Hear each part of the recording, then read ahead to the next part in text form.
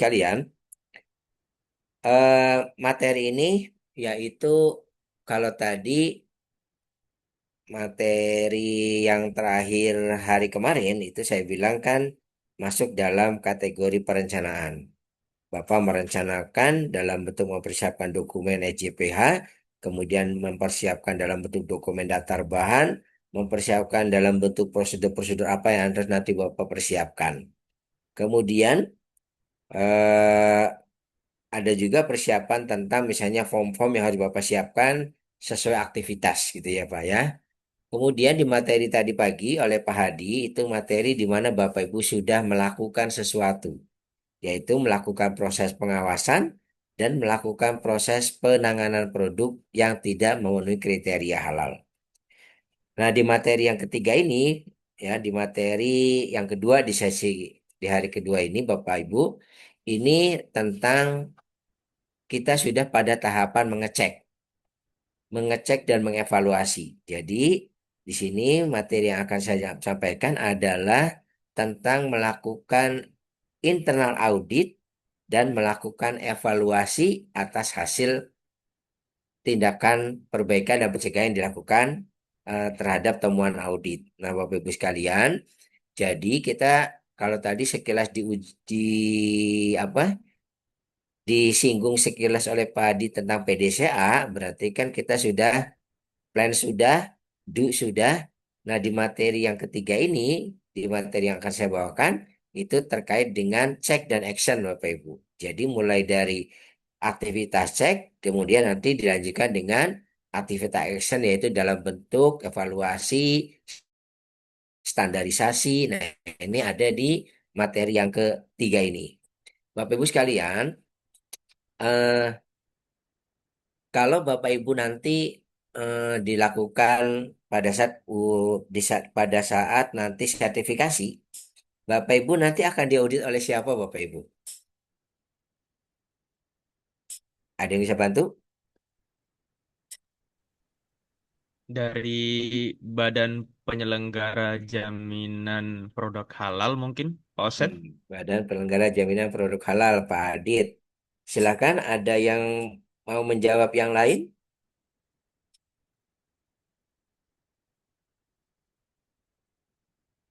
Dari mana kita diauditnya oleh siapa, Bapak Ibu? Oh ya, saya belum share materi ya. Saya kirim materi ya, Bapak Ibu. Sebentar.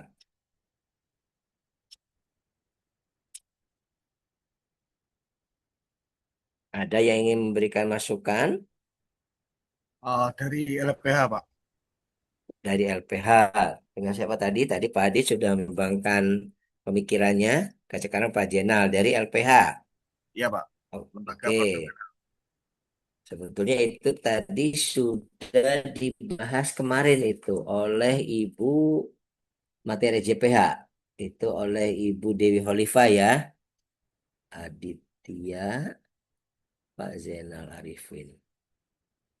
Jadi Bapak Ibu, siklusnya kan begini. Bapak Ibu mengajukan ingin mensertifikasi halal. Bapak Ibu mempersiapkan segalanya ya.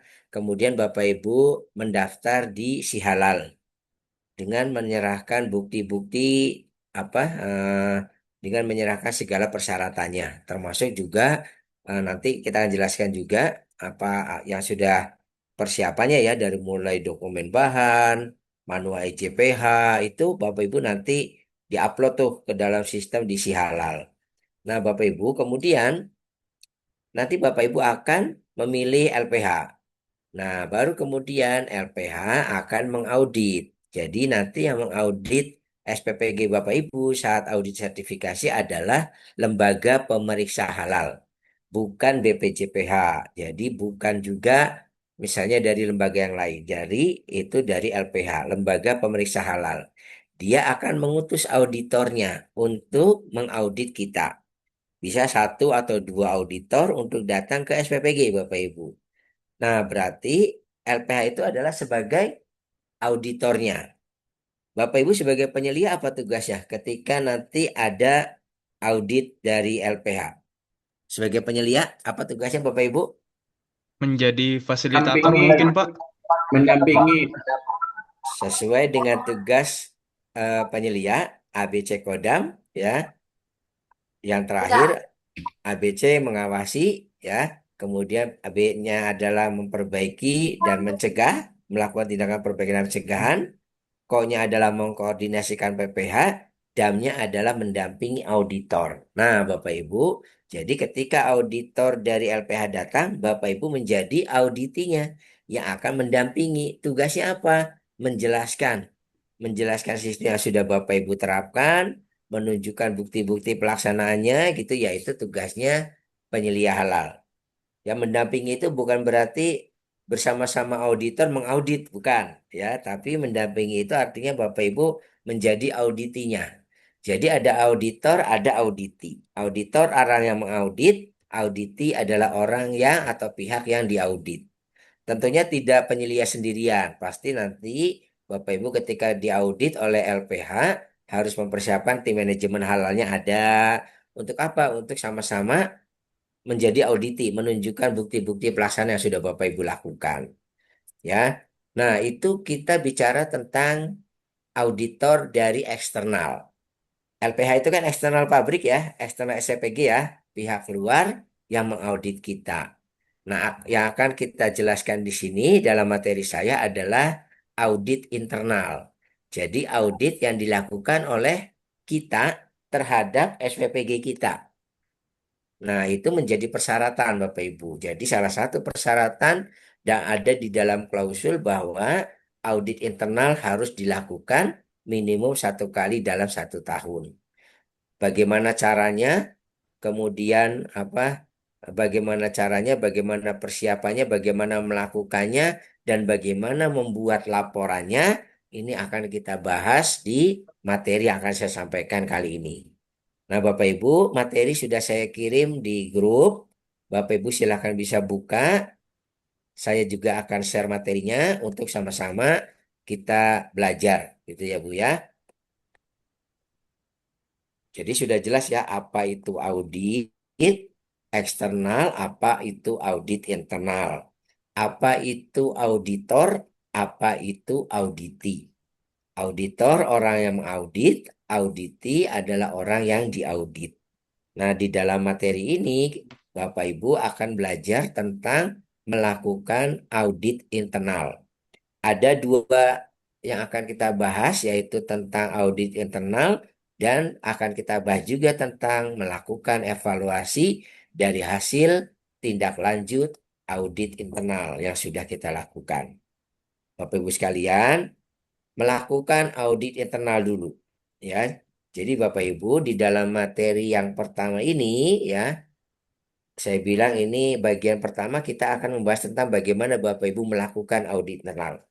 Apa sasarannya? Diharapkan di materi ini nanti sasarannya Bapak Ibu dapat merencanakan audit internal, kemudian Bapak Ibu diharapkan mampu melakukan audit internal pelaksanaan sistem jaminan produk halal, dan yang ketiga adalah Bapak Ibu diharapkan mampu menyusun laporan hasil audit internal. Ini yang akan kita harapkan di pelatihan yang akan saya jelaskan ini.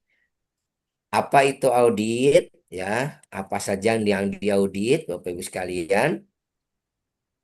Audit adalah pemeriksaan sistematik independen mengetahui apakah aktivitas proses produk halal dilaksanakan efektif sesuai dengan perencanaan. Jadi artinya Bapak Ibu eh, dilakukan secara sistematik, harus benar-benar direncanakan, harus jalan benar-benar ditentukan yang melakukannya harus harus direncanakan juga dan memiliki kompetensi tertentu gitu ya. Yang melakukannya siapa, dilakukannya di mana, bagaimana cara melakukannya, itu namanya dituangkan dalam sebuah prosedur. Nah, itu namanya kita sudah melakukan secara sistematik. Independen artinya pada saat Bapak Ibu melakukan audit internal nanti harus independen.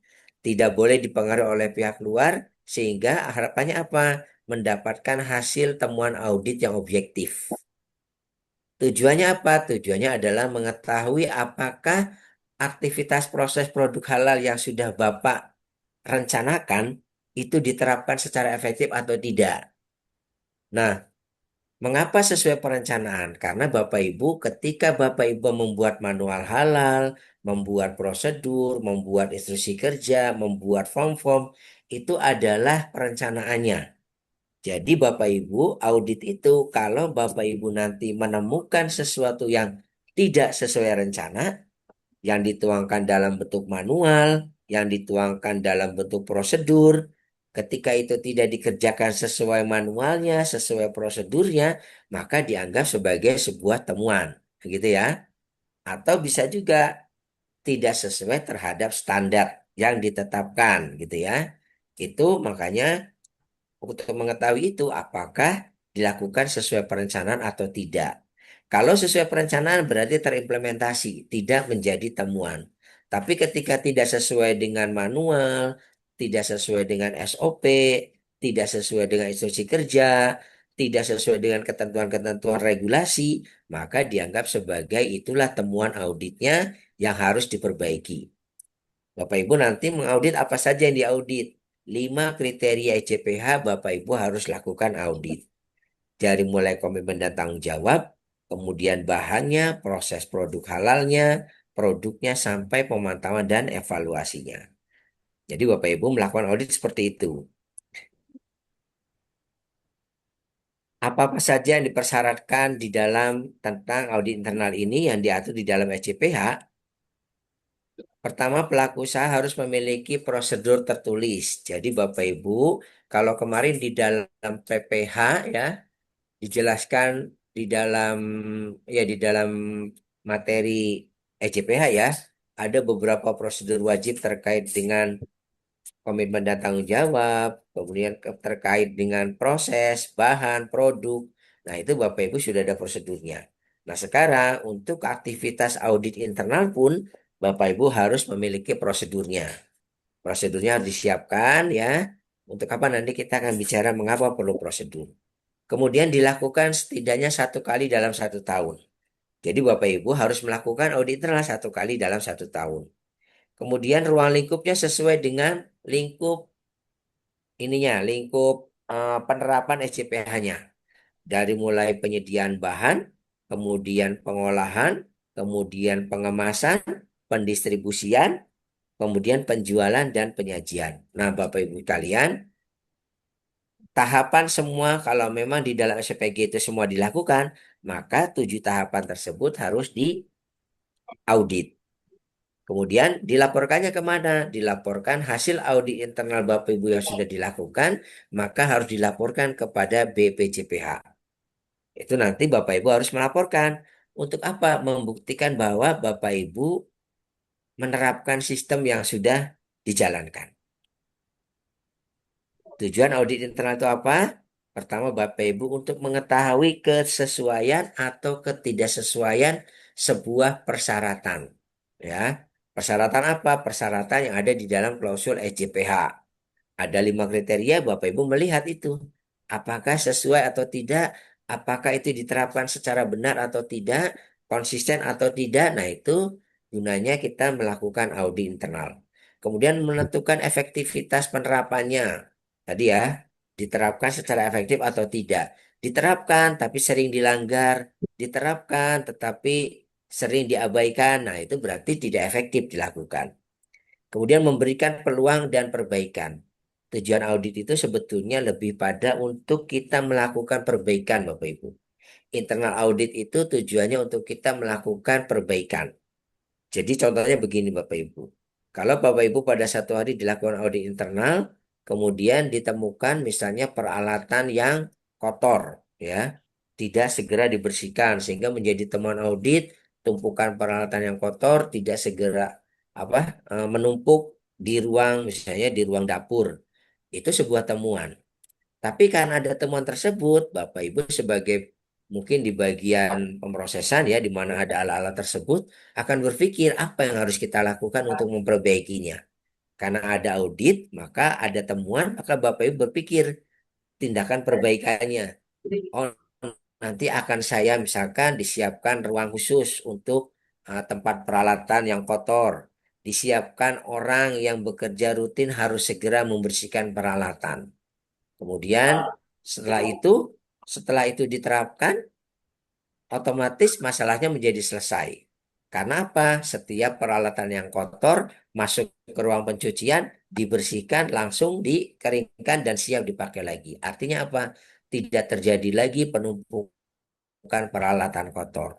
Nah, Bapak Ibu sekalian, tanpa disadari pada saat itu Bapak Ibu, karena temuan audit, Bapak Ibu melakukan tindakan perbaikan di area tersebut. Mungkin kalau tidak dilakukan internal audit, hal seperti itu tidak pernah terbahas, tidak pernah dipikirkan tindakan perbaikannya. Seperti itu Bapak Ibu. Kemudian memenuhi persyaratan, jelas karena audit internal dilakukan, harus dilakukan minimum 1 kali dalam 1 tahun, maka kita juga melakukan audit dalam rangka memenuhi persyaratan sistem SJPH yang kita terapkan. Kemudian mendaftarkan sistem halal kepada badan sertifikasi. Jadi Bapak Ibu sekalian, hasil audit internal ini sebelum Bapak Ibu dilakukan audit oleh lembaga LPH, Bapak Ibu sudah harus menunjukkan bukti bahwa Bapak Ibu sudah melakukan audit internal ini. Ya, jadi pasti nanti Bapak Ibu kalau pada saat audit oleh LPH pasti ditanyakan sudah dilakukan audit internal belum? Oh sudah. Kapan? Kemudian oh tanggal sekian, buktinya apa? Nah itu Bapak Ibu harus tunjukkan. Ini ada temuannya, ini tindakan perbaikan yang dilakukannya, siapa yang melakukan. Nah ini adalah bahwa Bapak Ibu pada saat mendaftarkan sertifikasi, Bapak Ibu sudah harus melakukan audit internal tersebut. Peran penyelia halal. Bapak Ibu sebagai penyelia halal, nanti pada saat audit internal ini, Bapak Ibu sebagai apa? Bapak Ibu bisa menjadi, karena begini Bapak Ibu, audit internal itu dilakukan oleh tim. Ya, Bapak Ibu tidak melakukan audit sendiri, tapi dilakukan oleh tim internal auditor. Tim internal auditnya ada dibentuk. Dibentuknya oleh siapa? Oleh manajemen. Ditunjuk, ditetapkan, kemudian jika perlu di SK-kan. Tim internal audit SPPG ABC gitu ya. Bapak Ibu harus ada SK-nya tuh. Nanti baru kemudian dia bekerja. Bapak Ibu sebagai apa? Sebagai penyelia bisa menjadi anggota tim atau bisa juga menjadi ketua tim internal auditor. Paham ya? Kemudian Bapak Ibu pemilihan tim internal auditor. Bapak Ibu nanti kalau sudah selesai pelatihan ini, satu ya Bapak Ibu pertama apa melaporkan Bapak Ibu sudah melakukan pelatihan kepada atasan Ibu, Bapak Ibu, kepala SPG-nya misalnya. Kemudian meminta kepala SPG kan menetapkan kebijakan halal berdasarkan pengetahuan yang sudah Bapak Ibu miliki di pelatihan ini. Kemudian meminta manajemen untuk membuat tim menunjuk Bapak Ibu sebagai penyelia halal. Ada SK-nya penunjukan tim penyelia sebagai penyelia halal. Kemudian membuat SK penetapan tim manajemen halal. Itu harus ada SK-nya Bapak Ibu. Terdiri dari siapa? Terdiri dari minimal tiap perwakilan fungsi itu ada wakilnya. Kemudian nanti Bapak Ibu juga membentuk tim internal audit. Baru kemudian Bapak Ibu melakukan sebagai penyelia yang sudah mengetahui dan pertama kali belajar sistem halal ini, Bapak Ibu mensosialisasikan itu kepada tim internal auditor dan kepada tim manajemen halal. Pengetahuan ECPH-nya disampaikan Bapak Ibu. Nah itu eh, Bapak Ibu nanti sudah terbentuk tim. Nah bagaimana cara memilih timnya? Disesuaikan dengan pengetahuannya terhadap proses. Jadi Bapak Ibu mungkin tim itu kan nanti terdiri dari perwakilan beberapa orang ya, yang terdiri dari beberapa fungsi dalam keseharian tugasnya. Misalnya dari mulai bagian pengadaan, kemudian bagian pemrosesan, ada ya di bagian di SPPG, kemudian bagian mungkin bagian distribusi, kemudian ada misalnya yang bagian pengecekan ya, mungkin ada tuh. Jadi fungsi-fungsi itu diwakilkan satu orang sebagai tim internal auditor.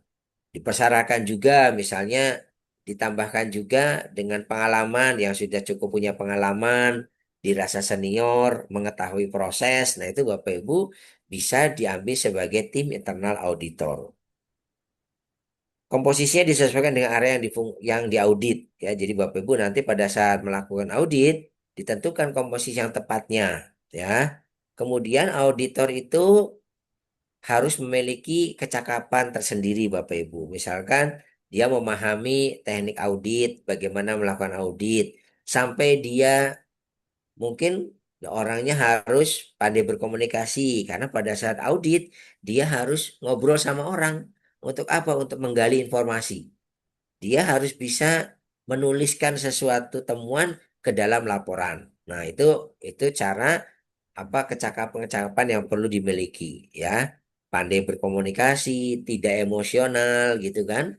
Kemudian juga orangnya terbuka menerima masukan. Nah, itu kecakapan-kecakapan yang dimiliki oleh seorang internal auditor. Auditor harus independen. Nah, Bapak Ibu tidak boleh auditor itu membawa unsur subjektif. Ah, ini saya mengaudit bagian misalnya bagian pemrosesan. Kemarin orang pemrosesan nggak enak sama saya. Akhirnya dibikin-bikin, dicari-cari temuannya sampai kemudian terkadang menjadi temuan yang subjektif. Itu nggak boleh Bapak Ibu.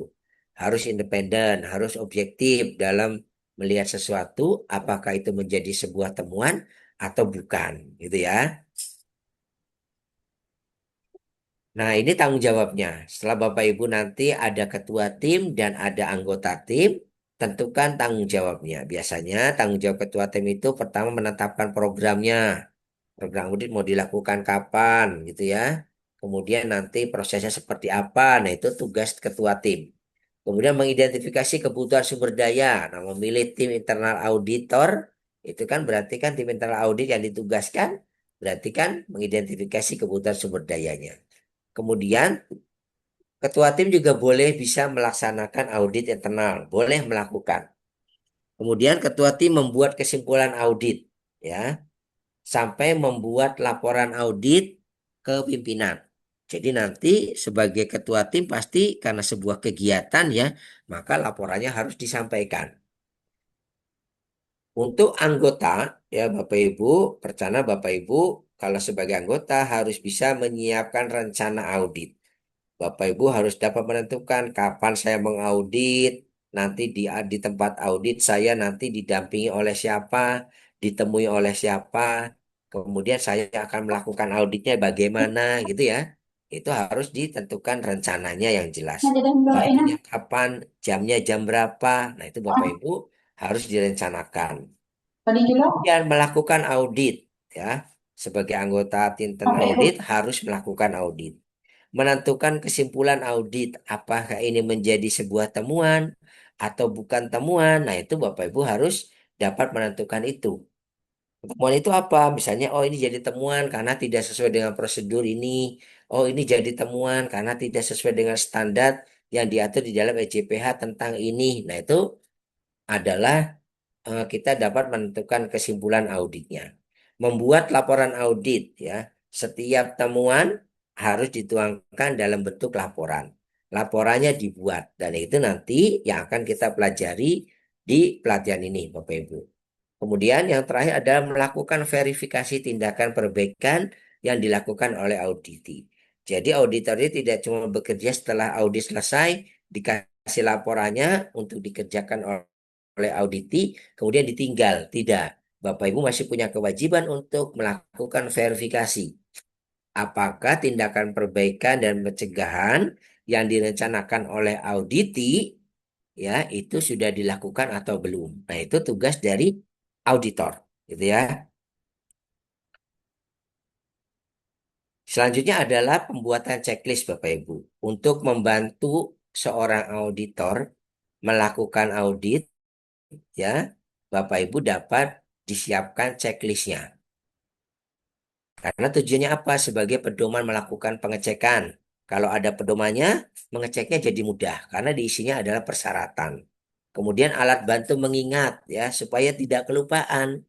Jangan sampai ada klausul-klausul yang dipersyaratkan ternyata tidak dicek. Memperlancar proses audit. Jelas ya Bapak Ibu. Kalau sudah ada checklist, insya Allah pada saat Bapak Ibu melakukan audit, itu lancar karena sudah tahu apa yang akan dicek. Kemudian menjadi catatan mengenai cakupan audit. Ya, Bapak Ibu nanti kelihatan, Bapak Ibu ini auditnya di daerah mana, cakupannya seperti apa, ini yang akan saya audit, gitu ya. Ini contoh rencana audit, Bapak Ibu. Nah, ini contoh ya, misalnya Bapak Toyib ini diminta untuk melakukan audit departemen produksi.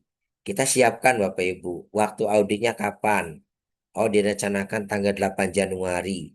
Kemudian lokasinya, karena sesuai perintah ketua tim, Pak Toyib ini akan mengaudit bagian produksi atau pemrosesan gitu ya.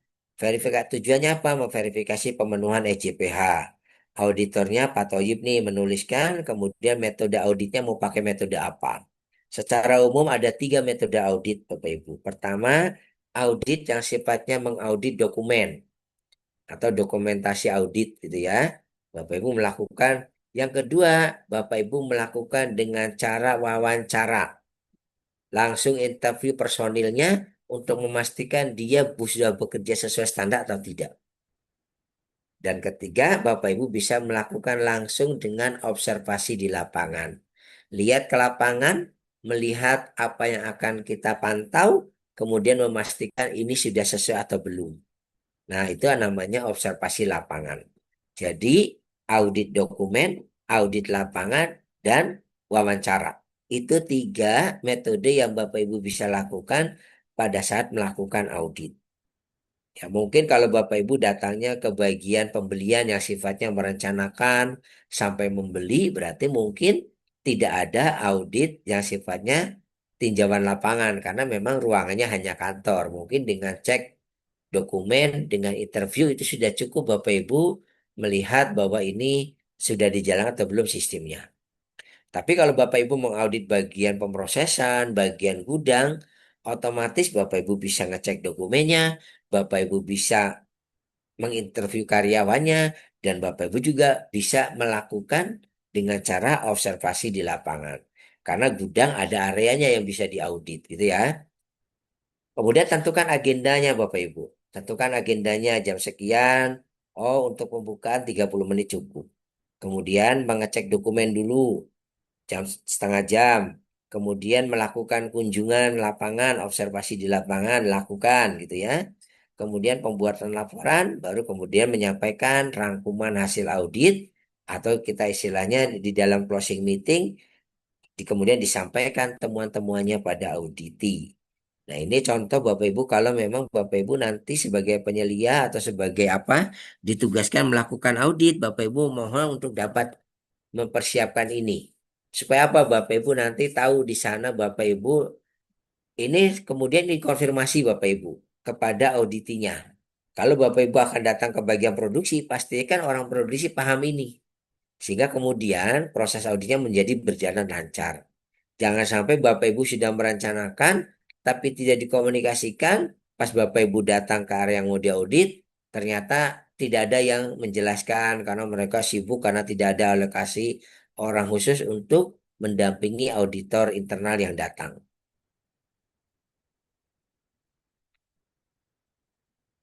Kemudian nanti hasil audit tersebut Bapak Ibu dibuat laporannya. Bapak Ibu nanti membuat laporan audit.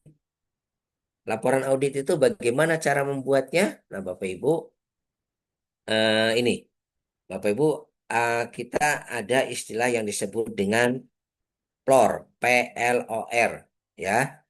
Problemnya apa atau temuannya apa, kemudian di mana ditemukan, ya, lokasinya di mana, kemudian bukti objektifnya apa. Oh, objektif ya. Buktinya apa? Kemudian baru referensinya, mengapa dianggap sebagai ketidaksesuaian? Referensinya bisa manual EJPH, bisa standar EJPH, 5 kriteria EJPH, ya. Bisa juga referensinya ternyata tidak sesuai dengan prosedur yang sudah ditetapkan. Nah, ini adalah contoh Bapak Ibu menunjuk referensinya apa. Makanya di dalam penulisan laporan audit harus memenuhi unsur tadi temuannya apa atau problemnya apa, lokasinya di mana, bukti objektifnya apa, dan kemudian ketidaksesuaiannya mengarah kemana, referensinya apa, gitu ya. Ini Bapak Ibu nanti bisa kita pelajari.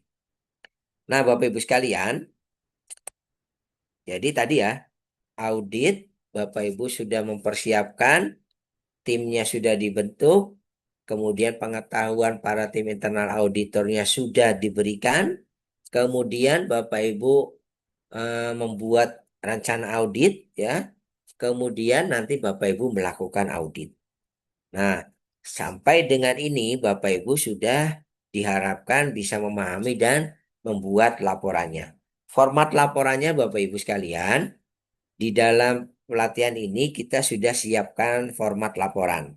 Format laporan ini bagi Bapak Ibu yang belum memiliki format laporan audit, ini bisa Bapak Ibu gunakan.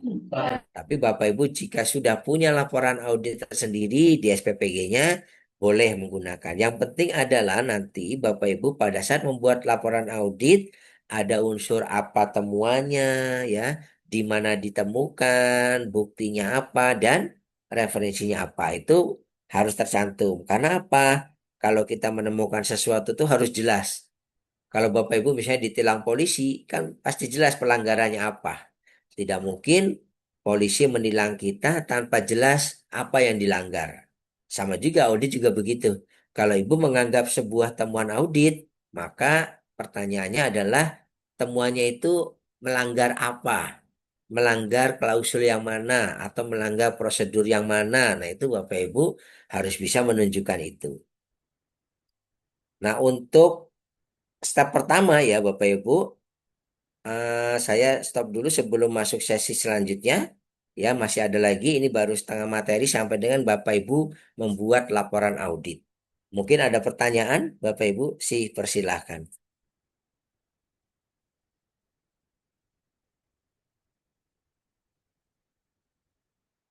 Ada pertanyaan, Bapak Ibu? Saya Pak Osep. Silakan, Pak. eh, Assalamualaikum warahmatullahi wabarakatuh. Perkenalkan Pak Osep, saya Adit dari Kota Kendari. Izin bertanya, Pak.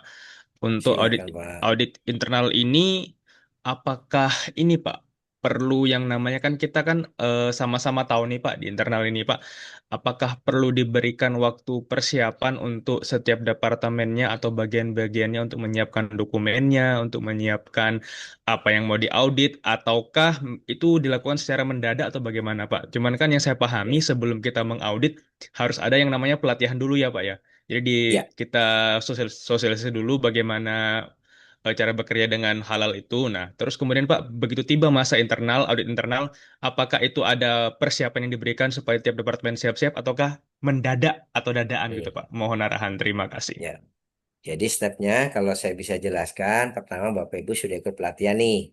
Kemudian nanti Bapak Ibu kan mengumpulkan tim. Salah satu tim yang harus Bapak bentukkan tim internal auditor. Sudah terbentuk timnya Bapak Ibu. Kemudian kan SJP sudah mulai diterapkan. Ya nggak Pak? Sudah mulai nih diterapkan. Mungkin 1 bulan lah diterapkan sebelum dilakukan selama proses menunggu audit oleh LPH. Kan mungkin Bapak Ibu bisa mulai menerapkan kan. Set. Nah Bapak Ibu kemudian menschedulekan Pak. Jadi audit internal itu sifatnya memang dischedulkan. Nah pada saat Bapak Ibu membuat schedule, mungkin Bapak Ibu kalau perlu mengundang teman-teman ya, mengundang tim yang mau mengaudit dan yang akan diaudit, ya itu direncanakan. Lebih baik misalkan diberitahu, kita mungkin 2 minggu lagi mau lakukan audit internal ya, atau 1 minggu lagi lah mudahnya ya. Minggu depan mulai hari Senin kita akan lakukan audit internal.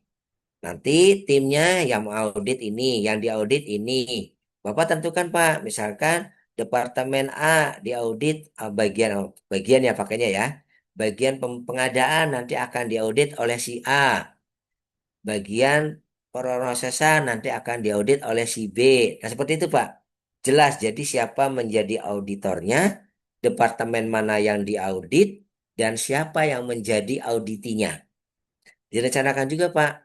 Jadi misalnya, oh ya, saya mau menegaskan dulu gini, usahakan dan harus dilakukan ya Pak ya, harus dilakukan yang namanya cross audit. Jadi maksudnya adalah jangan sampai personil orang produksi, kan tim internal audit bisa misalnya dari orang produksi, dari orang pembelian, dari orang QC, dari orang distribusi. Nah, jangan sampai orang produksi mengaudit bagian produksi.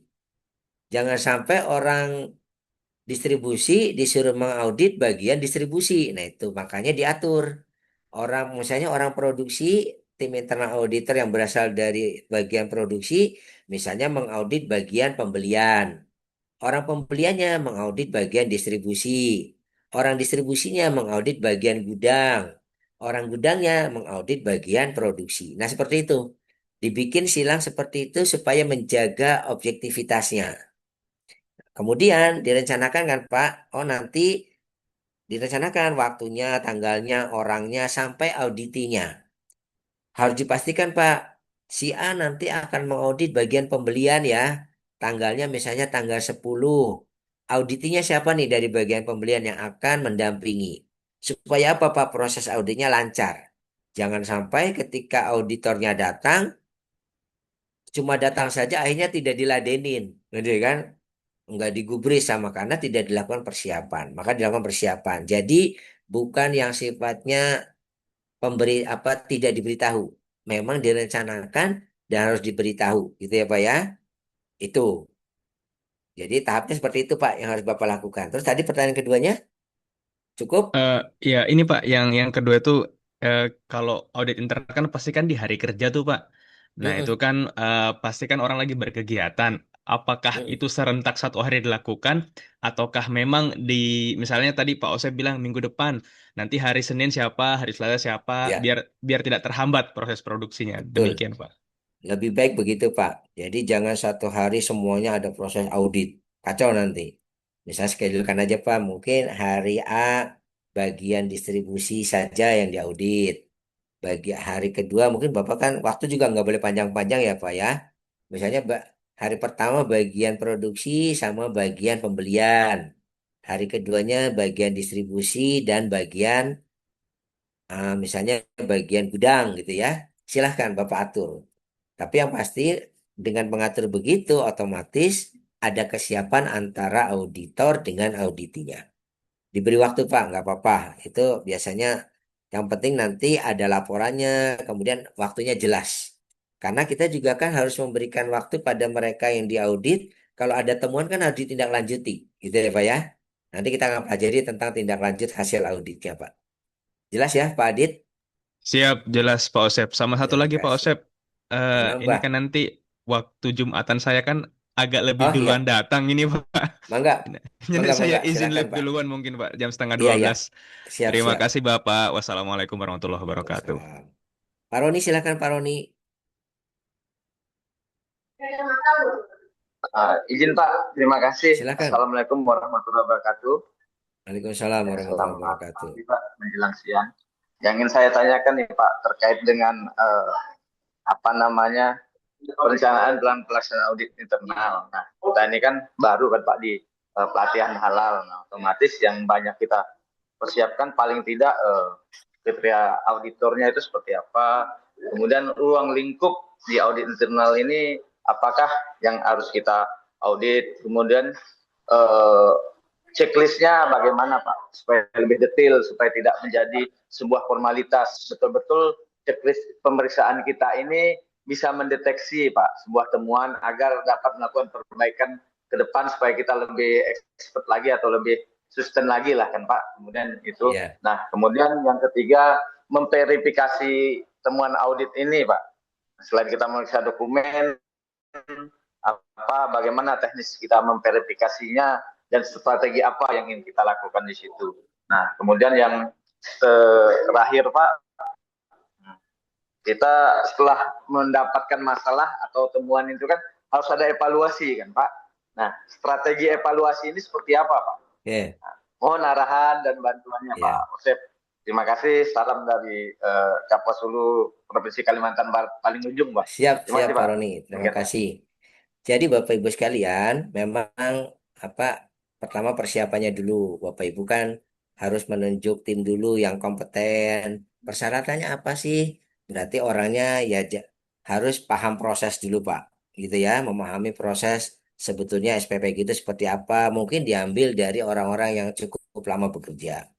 Kemudian mengenai checklist Bapak Ibu, checklist itu digunakan nanti checklist itu bahasanya gini Bu, merubah standar menjadi kalimat pertanyaan. Jadi kalau misalnya nanti Bapak Ibu, tapi jangan khawatir Bapak Ibu, nanti saya akan siapkan checklist. Checklist yang nanti kita sudah siapkan checklist yang nanti itu Bapak Ibu bisa gunakan. Jadi Bapak Ibu Siap, oleh-olehnya pelatihan ini Bapak Ibu nanti punya checklist.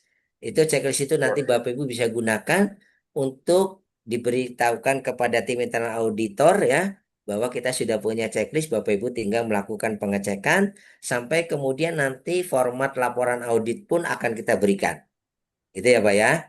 Kemudian mengenai verifikasi dan evaluasi itu nanti pada bagian kedua materi saya akan saya jelaskan Pak. Oh, Oke ya Pak ya. Biar kita baik, lanjut ke Pak. pertanyaan yang lain. Ya Pak ya. Jadi yang Siap. verifikasi dan evaluasi nanti ada materi yang akan saya jelaskan. Siapa ya? Oke, siap, Pak. Siap. Oke, siap, Ada makasih, Pak. lagi yang Siap. lain? Sama-sama Pak Roni. Ada lagi pertanyaan yang lain? Bapak Ibu tentang internal audit sampai dengan Bapak Ibu membuat laporan audit. Oke. Oke cukup ya. Sekarang Bapak Ibu kita akan masuk ke penjelasan kedua ya.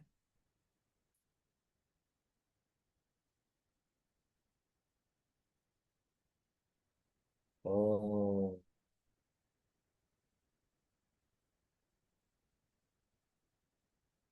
Nah, Bapak Ibu sekalian, kalau tadi Bapak Ibu sudah mempelajari sampai dengan Bapak Ibu,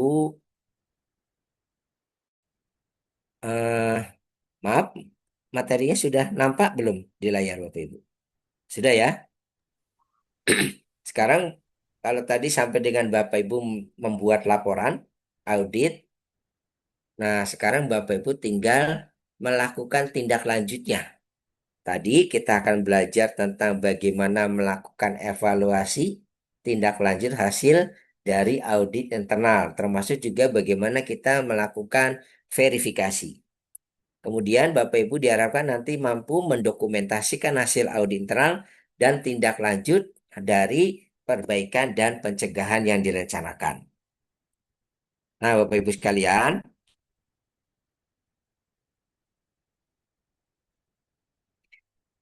kalau bicara tentang skema audit, sebetulnya kalau saya gambarkan begini Bapak Ibu. Jadi tadi kita sudah mempelajari tentang ini auditor, ini auditi ya.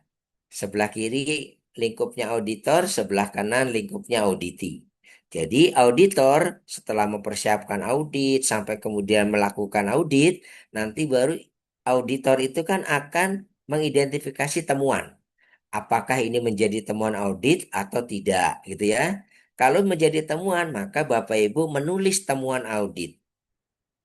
Menulis temuan audit dalam bentuk apa? Dalam bentuk laporan audit yang tadi sudah di, dicontohkan yang seperti ini bentuknya laporan audit itu. Nah, kemudian dikonfirmasi Bapak Ibu. Pak, tadi saya sudah melakukan audit, ini bicaranya antara auditor dengan audit ya. Saya sudah melakukan audit di bagian gudang. Temuan saya satu, dua, tiga gitu ya. Ini Pak ada temuan, silahkan dikonfirmasi dulu. Karena boleh Pak, auditi itu boleh menyanggah kalau memang itu misalkan ternyata dia meyakinkan bahwa itu bukan sebuah temuan gitu ya. Bapak, kalau kemudian Pak ini sebetulnya tadi saya menemukan tentang ini gitu ya. Tapi ternyata dari auditi Pak sebetulnya prosesnya seperti ini.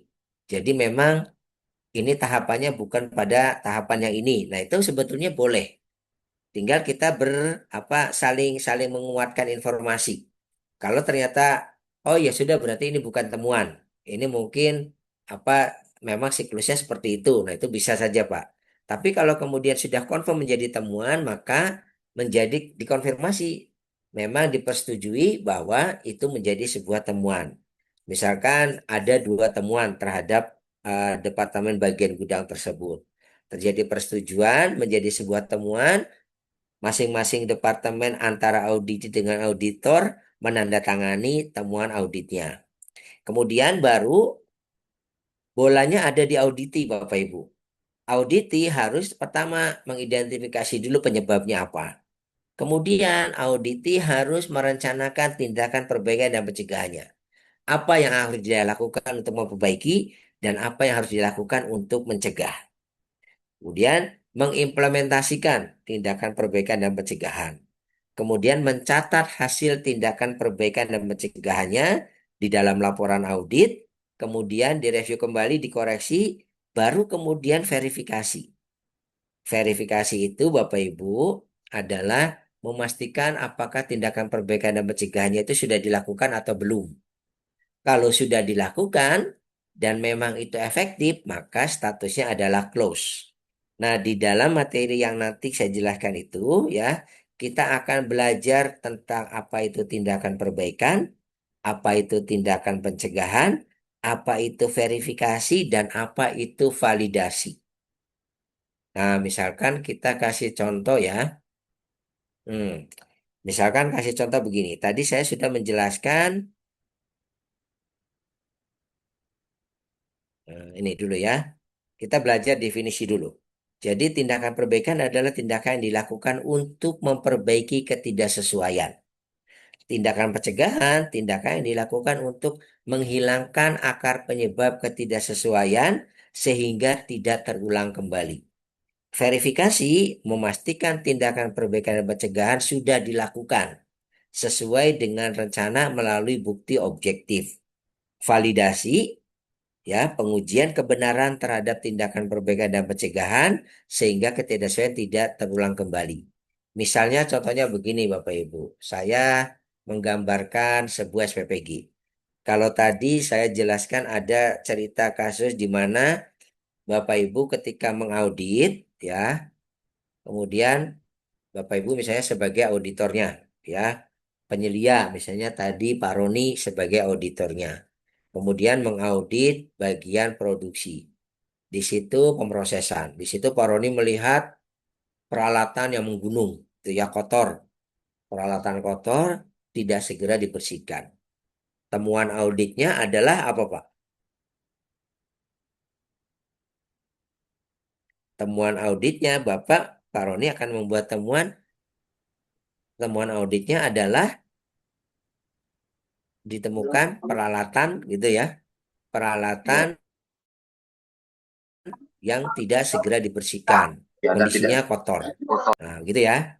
Baru kemudian diserahkan, Pak, ini temuannya. Kira-kira confirm tidak dengan auditornya, dengan auditinya? Auditi confirm ya, karena mungkin ya memang Pak, kita belum punya sistem. Pokoknya peralatan tuh anak-anak pada ngumpulin aja, entah siapa yang nanti membersihkan tuh nanti terserah. Kita belum punya sistem untuk mengatur itu gitu ya. Yang membersihkan nanti orang aja yang mau pakai biasanya dia nyuci dulu. Nah itu berarti kan tidak punya sistemnya. Nah itu berarti Bapak Ibu si auditor menemukan temuannya itu dan dia menerima temuannya. Baru kemudian si auditi akan berpikir apa tindakan perbaikan dan apa tindakan pencegahannya.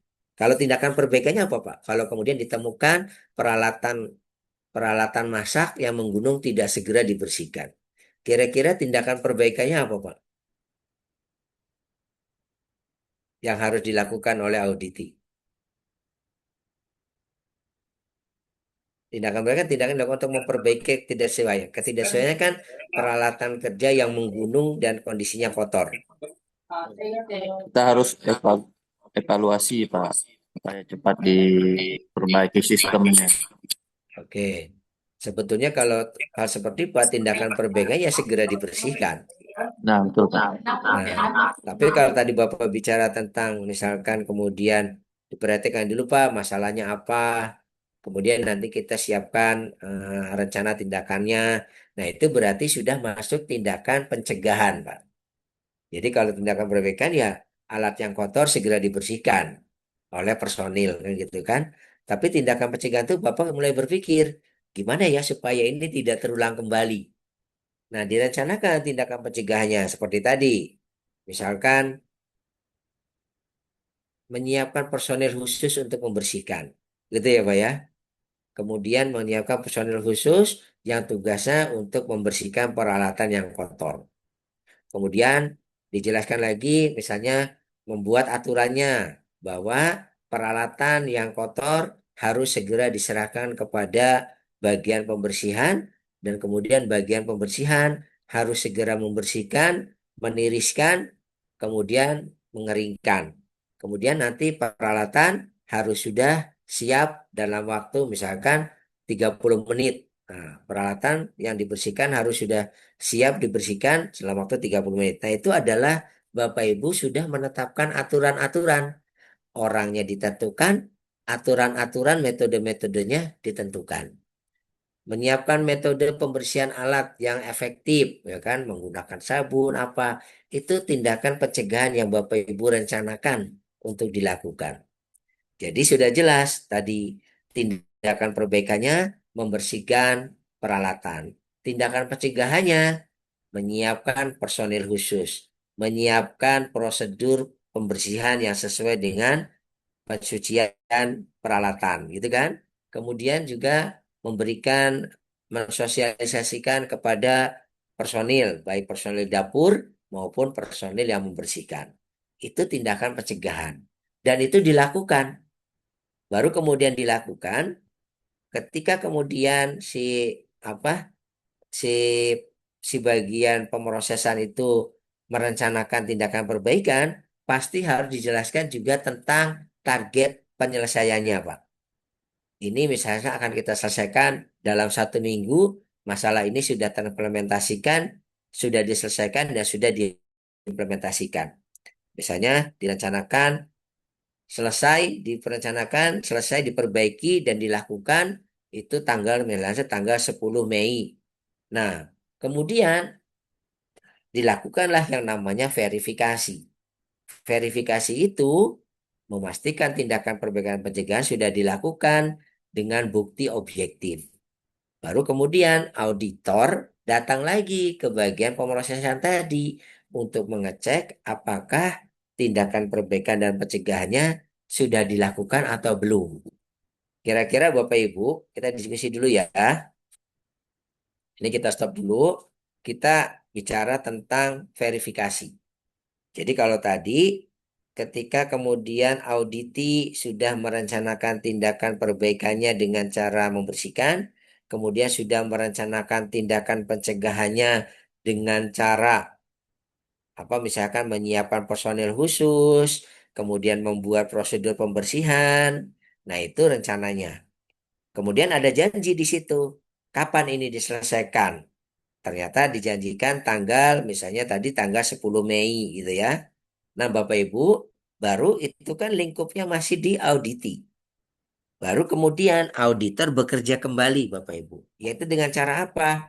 Yaitu dengan melakukan verifikasi, mendatangi kembali. Kira-kira verifikasinya kalau si audit itu berjanji selesai tanggal 10 Mei, Bapak Ibu boleh datang lagi ke bagian tersebut untuk memverifikasi tanggal berapa, Bapak Ibu? Kapan? Halo? Lupa. Izin Pak sambil ngerjain tugas tadi. Oh iya, saya mau pesan ya Bapak Ibu, tolong tugas yang tadi Pak Hadi disimpan dulu. Tidak boleh, saya lupa ya. Jangan mengerjakan tugas sebelumnya di saat pelatihan berlangsung. Nanti Bapak akan menggulung, Pak. Nanti di Oke, materi siap Pak. berikutnya Bapak mengerjakan tugas dari saya. Oke, siap Pak. Makanya saya stop dulu. Jangan Oke, mengerjakan siap Pak. tugas yang tadi diberikan oleh Pak Hadi. Itu nanti ada waktunya. Oke, baik, Pak. Oke ya. Siap Silakan Pak, siap Bapak Pak. Ibu, mending kita diskusi materi saya daripada nanti Oke. materi selanjutnya isinya mengerjakan tugas saya gitu loh. Jangan. Saya lupa tadi yang nggak ingatkan. Silakan Bapak Ibu, kira-kira verifikasinya tanggal berapa? Aku mau tanya Ibu Rika deh. Bu Rika, Ibu Rika. Assalamualaikum.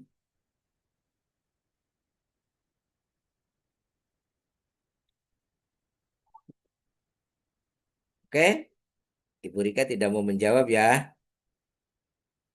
Ibu Rika ini jangan-jangan cuma foto nih. Ibu Rika Anjani. Oh, ternyata diam. Ibu Aulia Ramadhani. Ibu Aulia, sedang apa Ibu Aulia?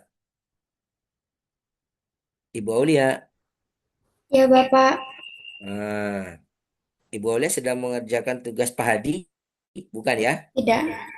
Oke. Tadi Ibu Aulia, oh ya betul, Ibu Aulia. Tadi kalau tadi si auditinya bilang mau mengerjakannya sampai dengan tanggal 10 Mei, kira-kira verifikasi dilakukan tanggal berapa, Ibu?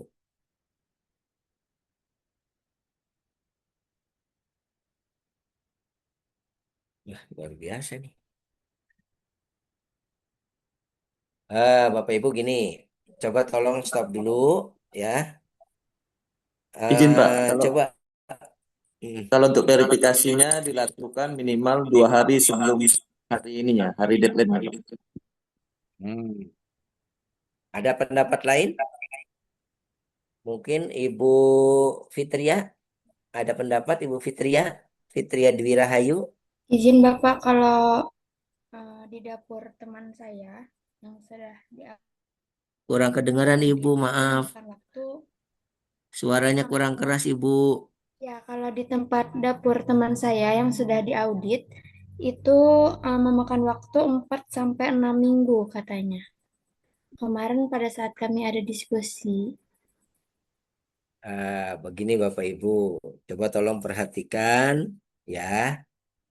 Ini Bapak jangan ini tidak usah ini ya. Tadi aja yang saya jelaskan tadi Ibu. Kalau misalnya Ibu nih, ya misalnya Ibu apa ya? Kalau Ibu misalnya punya adik, ya, adik Ibu tuh punya sepeda, kemudian sepedanya itu bocor, kemudian Ibu akan bilang tanya, Dek itu sepedamu bocor kenapa? Oh ya tadi kemarin kenapa aku Kak, gitu ya. Terus kemudian si adiknya kamu si ibu kakaknya bertanya lagi, kamu tolong ditambal itu dibawa ke tukang tambal ban gitu ya. Terus kemudian si adiknya bilang, iya kan nanti akan saya tambal ban. Kemudian ditanya tuh ke adiknya, Dek, kamu kapan mau rencana tambal ban? Kira-kira nanti siang Kak gitu ya, misalkan besok misalkan. Atau nanti siang gitu kan. Nanti siang Kak, sepedanya saya bawa untuk tambal ban. Nah, kakak tuh kan harus mengecek lagi tuh, adiknya sudah melakukan tambal ban atau belum. Nah, kira-kira kakak ngecek adiknya sudah melakukan pekerjaan itu kira-kira kapan? Hari itu juga, Pak. Setelah janjinya atau sebelum janjinya, Pak? Setelah jadinya, Setelah Pak. janjinya, Pak. Setelah janjinya. Jadi kalau si adiknya janji siang mau dikerjakan, kakaknya itu pasti ngeceknya itu kan sore. Ya enggak? Sore ngecek, katanya sama adiknya, Dek sekarang udah sore, gimana? Ban yang kemarin bocor sudah ditambal belum? Oh belum Kak. Nah berarti kan adiknya melanggar. Kemudian kalau adiknya bilang, oh sudah Kak. Nih. Oh ini sepedanya coba dilihat. Oh sepedanya sudah nggak bocor lagi, bannya sudah bagus. Berarti kan verifikasi itu kakak itu melakukan verifikasi. Nah verifikasi dilakukan setelah janjinya. Jadi kalau tadi misalnya ketemu di area tadi ada janji untuk menyelesaikan temuan auditnya itu di tanggal 10, maka verifikasi dilakukan tanggal berapa? 8, Pak. Hmm? Tanggal 8, Pak. Kan tanggal 10 janjinya, Bu. Ibu kalau ngecek itu setelah janji atau sebelum janji? Maaf ya, Pak, tanggal 11. Ya, jadi kalau ngecek itu setelah janjinya. Kalau janjinya tanggal 10 dikerjakan, maka verifikasinya Ibu mengecek kembali apakah janjinya itu sudah dipenuhi. Itu kan di tanggal 11-nya 11-nya. setelah janjinya. Sama Pak, proses audit itu seperti itu. Jadi ditanya auditor si auditinya janji mau dikerjakannya kapan selesai? Oh tanggal 10 Mei berarti Bapak Ibu sebagai auditor harus melakukan verifikasi di tanggal setelah itu. Kan gitu ya? Bisa dipahami nggak? Bisa, Pak. Gitu ya Bapak Ibu. Saya pengen ngecek Kalau deh kayaknya kok pada nggak ada di layar. Yang tidak ada di layar nanti kalau kemudian fasilitator menilai dianggap tidak hadir jangan salahkan kami ya. Karena kalau tidak ada di layar berarti kan tidak mengikuti. izin Pak, saya pakai Ya. dua device Pak. Oh Karena iya, satu kalau yang device pakai dua device pasti kelihatan, pakai Pak. bantuan. Ya. Mm-mm. Terima kasih Pak. Tapi kalau yang nggak ada di layar, mohon maaf kalau nanti dianggap tidak hadir. Ya, oke. Nah, itu namanya verifikasi. Kalau validasi, validasi itu adalah pengujian kebenaran. Apakah tindakan yang tadi dengan menyiapkan orang, dengan kemudian menetapkan prosedur gitu ya, menyiapkan tempat pembersihan peralatan, itu membuat temuan itu tidak terjadi lagi atau tidak? Ya, ternyata dengan persiapan itu ketika Bapak datang ke area tersebut, oh ternyata benar, sudah areanya bersih, alat-alatnya yang datang langsung segera dibersihkan, ya kan? Tidak ada juga keluhan lagi peralatan yang belum dibersihkan sebelum dipakai. Nah, itu berarti sudah efektif dilakukan. Maka statusnya sudah selesai. Temuan auditnya sudah dianggap terpenuhi, sudah dianggap selesai atau dalam bahasa audit statusnya itu sudah close. Itu ya bisa dipahami ya. Bapak Ibu eh, mohon Ya Pak, fokus bisa Pak. pada materi ya dan jangan fokus pada soal yang sudah. Soal yang sudah itu ya sudah nanti ada waktu kok untuk mengerjakannya. Kalau Bapak Ibu polanya itu materi B mengerjakan soal yang A, nanti pada saat Bapak Ibu mengerjakan materi C, menerima materi C, mengerjakan soal B. Nanti C nanti menggulung Bapak Ibu nanti materinya tidak akan bisa diserap. Kasihan nanti banyak yang nggak lulus. Ya, jadi pelatihan ini bukan hanya sekedar datang, ada di Zoom, kemudian dinyatakan lulus, tidak.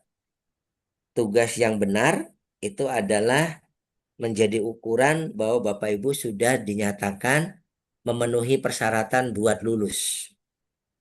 Ya, jadi kalau tugasnya tidak benar karena tidak memperhatikan saat materi disampaikan, ya berarti Bapak Ibu bisa tidak lulus. Itu ya Bapak Ibu.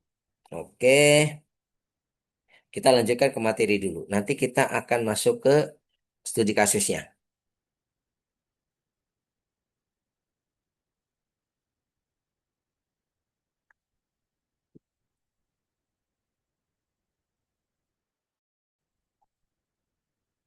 Tadi kita sudah bicara tentang perbaikan, pencegahan, verifikasi, dan validasi, Bapak Ibu. Sekarang kita masuk. Nah, ini Bapak Ibu.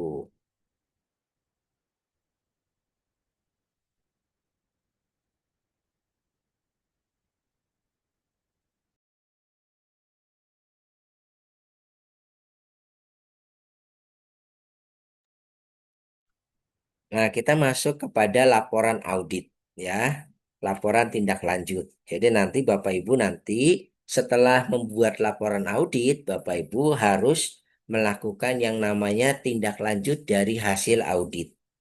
Ya, laporan audit ini menjadi bukti objektif terhadap pelaksanaan prosedur audit. Kemudian menjamin persyaratan tindakan perbaikan sudah dapat ditetapkan. Ya, kemudian menjamin bahwa dapat dilakukannya tindak lanjut terhadap temuan audit. Ya, kemudian memberikan kesimpulan umum. Jadi Bapak Ibu nanti ada laporan audit dan tindak lanjut yang nanti akan kita praktekkan.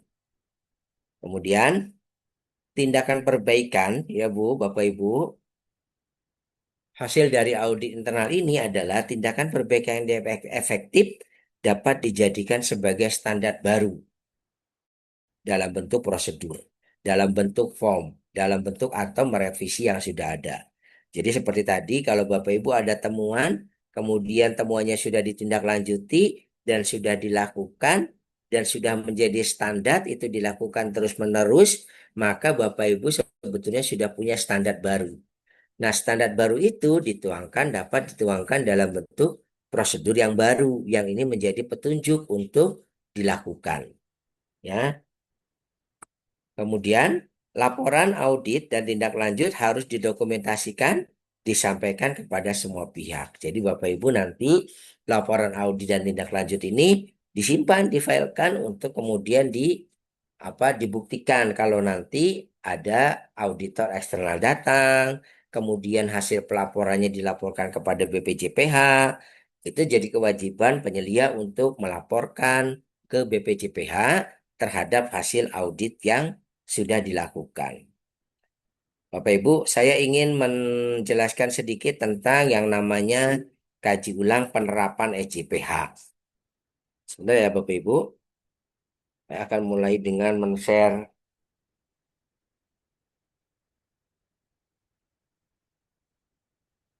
Oke. Kaji ulang penerapan SJPH. Jadi kaji ulang penerapan SJPH itu adalah schedule tahunan yang dilakukan oleh manajemen untuk mengecek implementasi apa-apa saja yang sudah dilakukan tentang penerapan sistem jaminan produk halal di SPPG masing-masing. Ya, jadi manajemen itu mengundang kita, mengundang karyawannya atau sebagian karyawannya atau bagian-bagian tertentu untuk dilakukan kaji ulang, mereview apa-apa saja yang sudah dilakukan oleh SPPG gitu ya Bapak Ibu. Kemudian apa saja persyaratannya Bapak Ibu harus memiliki prosedurnya. Jadi prosedur kaji ulang dan prosedur internal audit itu harus Bapak Ibu miliki. Dilakukannya 1 tahun sekali ya. Kemudian bukti kaji ulangnya harus ada dalam bentuk notulen, dalam bentuk foto, dalam bentuk daftar hadir, itu sudah harus dipelihara. Kemudian hasil kaji ulang juga disampaikan kepada pihak-pihak yang terkait, misalnya bagian tertentu ingin memperbaiki apa, nah itu nanti harus disampaikan dan ditindaklanjuti. Bapak Ibu sekalian, input kaji ulang apa saja sih yang dibahas di dalam kaji ulang manajemen? Misalnya status kaji ulang sebelumnya. Kemudian perubahan-perubahan terhadap sistem jaminan produk halal. Misalnya ada perubahan bahan, ada perubahan formula, ada perubahan menu. Nah, Bapak Ibu harus dilaporkan di dalam kaji ulang manajemen. Kemudian informasi tentang kinerja efektivitas sistem. Misalnya sistem halal seperti apa, apakah sudah bagus atau belum. Nah, itu dilaporkan hasilnya. Kemudian tindakan perbaikan yang dilakukan, apa-apa saja tindakan perbaikan yang sudah dilakukan, itu dilaporkan juga, disampaikan di dalam kaji ulang manajemen. Kemudian hasil audit, ya Bapak Ibu, hasil audit internal juga dilaporkan. Kemudian juga bisa dilaporkan juga tentang evaluasi kinerja supplier. Supplier Bapak Ibu punya berapa, dilaporkan performanya seperti apa. Apakah ini perlu dilanjutkan atau di stop kah karena performa yang kurang baik suppliernya itu bisa saja Bapak Ibu dan dibahas di dalam kaji ulang manajemen. Kemudian hal-hal lain yang bisa dilakukan untuk memperbaiki ya untuk melakukan continuous improvement. Kemudian outputnya adalah keputusan-keputusan tindakan terkait peluang untuk melakukan perbaikan. Jadi isinya itu keputusan-keputusan manajemen apa-apa saja yang bisa kita akan lakukan perbaikan. Nah, Bapak Ibu, di halaman ini Bapak Ibu nanti kita sudah punya form untuk sebagai seperti notulen ya untuk Bapak Ibu pada saat nanti melakukan kaji ulang manajemen. Ada di materi Bapak Ibu. Bapak Ibu bisa gunakan form ini untuk melakukan untuk mencatat apa-apa saja yang dibahas di dalam kaji ulang manajemen. Dan ini hasilnya harus dilaporkan ke BPJPH. Nah, Bapak Ibu, materinya sudah selesai. Di dalam grup sudah ada tentang studi kasus, ya. Studi kasus itu ada tugas 3, SPPG, ya, checklist audit dan eh, temuannya. Dan form yang nanti Bapak Ibu harus kerjakan. Nah, sudah dibuka Bapak Ibu studi kasusnya? Sudah ya? Ya, sudah Pak, sudah Pak. Oke. Sekarang silakan dibuka studi kasusnya. Kemudian saya juga akan buka Bapak Ibu. Sudah nampak belum ya? Belum, Pak. Belum Pak, masih loading Pak, masih open. Masih open. Nah, baru udah buka. Sekarang tugas 3 ya. Mau itu tulisannya tugas 2 tuh. Sekarang tugas 3 Bapak Ibu. Sekarang saya mau ada yang bantu untuk membacakan. Siapa yang bersedia untuk membacakan studi kasus ini? Saya Pak, bersedia Pak. Saya bersedia Pak. Ya Pak Jangan Ramdan ya. paroni ah, saya mau dengar yang lain. Baik Pak, baik Pak. Nanti Pak Roni bisa membantu untuk saling ini ya, kita berdiskusi untuk menjawabnya. Saya misalkan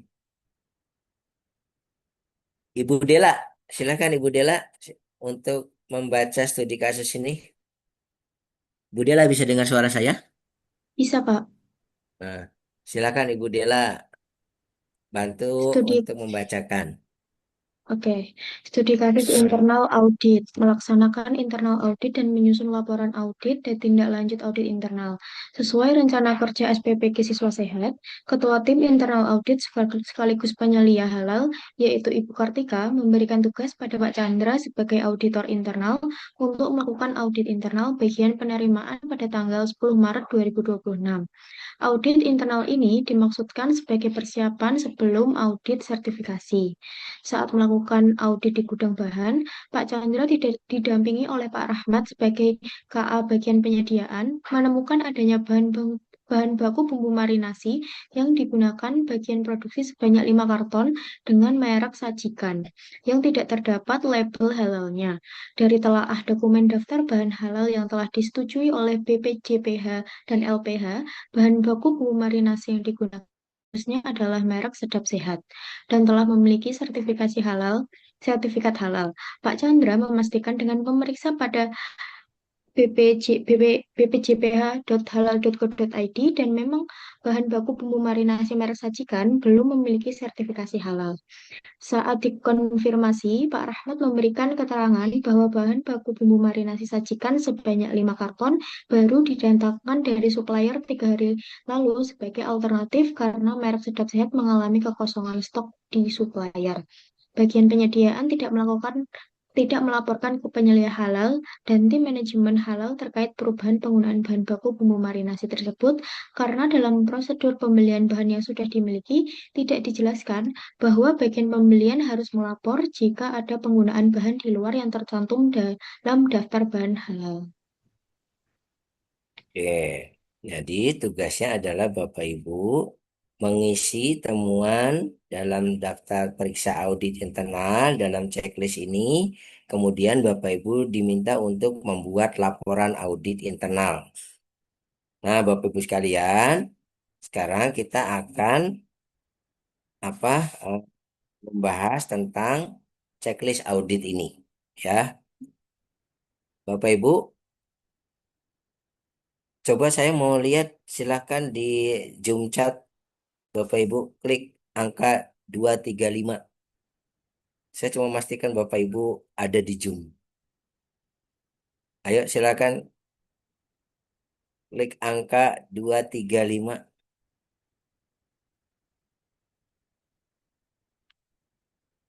Ya,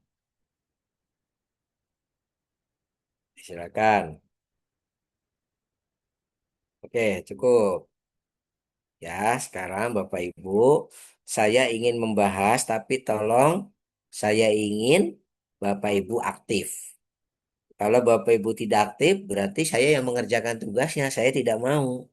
Saya pengen mengerjakan tugas. Ini kita bahas bersama. Membahas bersama artinya adalah membahas semua teman-teman yang ada di sini ikut terlibat membahasnya. Atau mau dikerjakan sendiri-sendiri aja Bapak Ibu. Ya maaf, Ada Pak. Sharing aja Pak. Koordinasi Nah, aja nggak Pak. apa-apa. Koordinasi biar lebih kita aktif. bahas bersama ya. Kalau mau Ya, dikerjakan Siap, sendiri siap. nggak apa-apa. Ada waktu setengah jam Bapak Ibu mengerjakan. Ya, tapi kalau mengerjakan bersama, saya mohon Bapak Ibu aktif ya. Bukti aktif itu apa? Membuktikan bahwa Bapak Ibu memahami gitu ya. Yuk kita isi Bapak Ibu. Ini kalau dari studi kasus, tanggal auditnya tanggal berapa Bapak Ibu?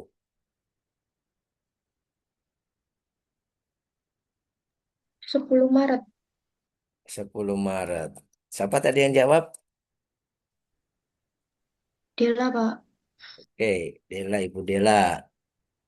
Lanjut, auditornya siapa Bapak Ibu? Yang jadi auditor siapa tuh? Pak Di cerita Chandra. tadi, Pak Chandra. Pak Chandra. Tanggal 10 Maret, Bapak, 2026. Iya. Auditinya siapa Bapak Ibu? Auditinya Pak Pak Rahmat. Rahmat. Bukan Tika. Pak Rahmat, Pak. Nah, tadi ada yang jawab Bu Kartika tuh. Bu Kartika tuh sebagai apa Bapak Ibu? Penyelia. Penyelia. Audit itu apa Bapak Ibu? Orang yang diaudit, ya. Audit. Lokasinya di mana Bapak Ibu? SPG siswa sehat. Di Gudang. SPPG siswa sehat, boleh. SPPG siswa sehat, mungkin lebih spesifik lagi. Bagian apa? Gudang bahan. Gudang Di gudang bahan. bahan. Bagian gudang Penerimaan. SPPG. bahan. Nah, Bapak Ibu Penerimaan, ya. sekalian, kalau kan Bapak Ibu sudah belajar 5 kriteria EJPH ya. Nah, kalau tadi temuan di dalam studi kasus tadi kira-kira lebih pada kemana Bapak Ibu? Temuannya terkait apa nih? Terkait komitmen dan tanggung jawab, terkait bahan, terkait proses produk halal, terkait produk, atau terkait evaluasi dan pemantauan? Terkait bahan. Terkait bahan. Jadi Bapak Ibu, ini di dalam soal ini ya, di dalam template ini Bapak Ibu, sebetulnya ini sudah ada yang namanya checklist. Bapak Ibu bisa gunakan ya. Tapi untuk soal ini kita akan karena temuan ini hanya terkait dengan bahan, maka kita akan belajar mengisi checklist di bahan saja ya. Baik. Ya Pak, baik Pak. Oke, sekarang kita bahas nih Pak, pertanyaan demi pertanyaan, dan kita berikan centang pada kolom ya atau tidak ya. Sumber bahan, apakah bahan yang digunakan adalah bahan halal dan tidak menggunakan bahan tidak halal? Kira-kira dari studi kasus tadi, saya harus conteng di mana nih Pak? Ya atau tidak Bapak? Ya, Bapak. Tidak, Pak. Tidak, Pak. Karena tidak halal, Pak. Tidak ada label. Tidak. Nah, kalau tidak, berarti Bapak Ibu harus mengisi di kolom komentarnya di sini. Keterangannya, mengapa Bapak tulis tidak? Karena tidak ada label Karena halal. tidak memiliki Tidak ada apa label halal. Tidak ada Dapat label Nah, halal. yang nggak ada label halalnya Ibu. Ada, Pak. Bagian produksi Jadi, sebanyak 5 karton dengan merek sajikan yang tidak ditemukan. terdapat label halal. Nah, tulisannya Berarti bahan adalah halal. ditemukan 5 karton, ya Oh, kan? dengan Bumbu karton marinasi merek sajikan merek yang terdapat. merek merek apa? sajikan Sajikan Sajikan yang tidak yang terdapat yang label tidak halal. terdapat label halal. bersertifikat Label halal. halal. Udah. Kan artinya kan temuan ini tidak penjelasannya ini. Apakah bahan yang digunakan memenuhi aspek keamanan? Ya mungkin aman ya, kita kasih ya di sini. Nah, Apakah tersedia daftar bahan halal yang telah disetujui BPJP dan LPH? Di dalam studi kasus itu ada nggak Pak daftar bahannya? dari Mana, Ibu? dokumen daftar bahan halal yang tersetujui BLPH. Pak. Belum memiliki sertifikat halal. Bukan. Ini Pertanyaannya ini Bapak Ibu lihat nih. Apakah tersedia daftar bahan halal yang telah disetujui? Di dalam studi kasus ada, itu Ada Ada. ada nggak? Merek Ada, Pak. sajikan. Ada, Pak. yang hidup sehat. Ada, Pak. Ada, Pak. Yang ditanya adalah daftar bahan halal. Ada, ya nggak? Ada. Oke, sekarang pertanyaan lagi. Apakah setiap penambahan bahan baru di luar daftar bahan halal dilaporkan dan telah mendapatkan persetujuan? Ini jawabannya apa, Bu? Tidak. Tidak. Tidak. Kalau tidak berarti tidak, apa Pak. tulisannya? Kan di sini. Bagian pembelian belum Tidak melaporkan melaporkan ke penyedia tentang halal dan tim halal. pembelian bahan baru merek sajikan. Iya enggak? Benar, Pak. Benar, Pak.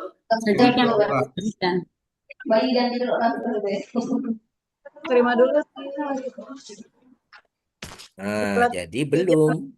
bagian pembelian belum melakukan pelaporan. Bagian pembelian belum melaporkan tentang, ya kan, pembelian bahan baru merek sajikan ke kepada penyelia halal.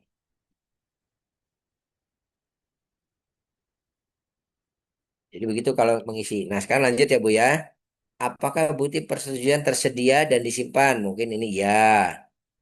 Apakah tersedia prosedur pembelian bahan yang diterapkan? Sudah ada belum, Bu, prosedur pembeliannya?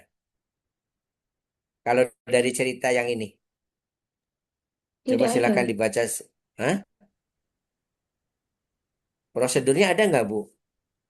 Prosedur pembelian bahan yang sudah dimiliki, tidak dijelaskan bagian pembelian Artinya transport, sudah Pak. punya belum, Bu? Sudah punya, Ada. Pak. Tetapi kita Ada. boleh kasih komen di sini. Prosedur sudah dimiliki, kan gitu kan? Tetapi belum lengkap tentang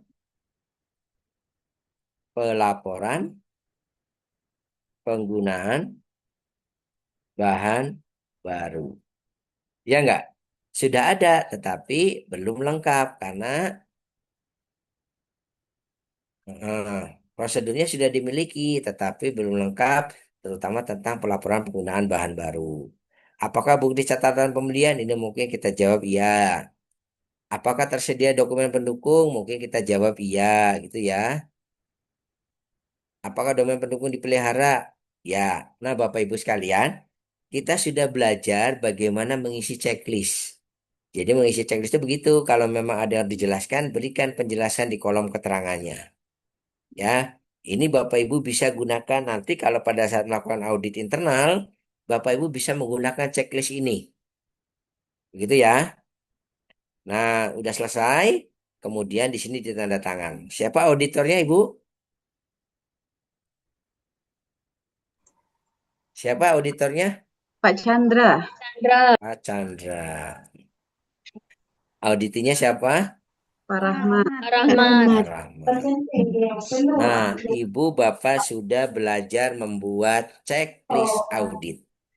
Ibu Bapak sudah belajar mempraktekkan bagaimana mengisi checklist audit. Ya, bisa dipahami nggak Bapak Ibu?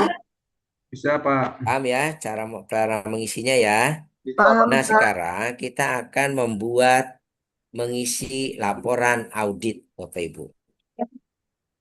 Nah, ini ada form audit internal yang mungkin nanti Bapak Ibu bisa gunakan. Misalnya Bapak Ibu, ini nomor nomor laporannya ya, nomor dokumennya. Kita bisa tulis 001 misalkan, kemudian internal auditor, kemudian ini bulan apa? Auditnya bulan apa tadi, Bu? Maret. Mei. Maret, Mei. Berarti kan Maret saya ya, Pak. tulis Maret. Maret Maret, 3 Pak. ya, Maret, Pak. 23. 2026. Nah, ini contoh saja Bapak Ibu membuat dokumen ya. Kemudian pengusulnya, auditornya siapa tadi? Pak Chandra. Pak Chandra. Chandra. Auditnya tanggal berapa, Bu? Tanggal 3. Tanggal 10 Tanggal 10. 10 Maret. 10 Maret. 10 Auditinya Maret. siapa? Auditinya Pak. Pak Rahmat. Itu, Mat. Parah. Betul. Jabatannya Pak Rahmat apa tadi? Kepala bagian gudang ya. Udah. Apa sih Pak Rahmat tadi? Jabatannya yuk kita lihat yuk. Biar jelas. Kepala bagian penyediaan, Pak. Ini dulu. Kepala bagian penyediaan. Di atas, Pak, di atas. Oke, kabel penyediaan ya. Oke, kita sepakat nih. Pak, di sini udah. Kepala bagian penyediaan. Nah, ini Bapak Ibu. Temuannya apa Bapak Ibu? Udah ada yang Ada temuan, ada objektif, ada bukti. Temuannya itu adalah ini Bapak Ibu. Temuannya itu yang dicontreng yang tidak di sini. Ditemukan 5 karton. Nah, itu buktinya. Itu bukti. Nah, buktinya, nah ini temuannya adalah bagian pembelian tidak membeli bahan yang halal yang tercantum dalam daftar bahan halal. Jadi temuannya itu. Buktinya apa? Ini ditemukan ini bukti Bapak Ibu.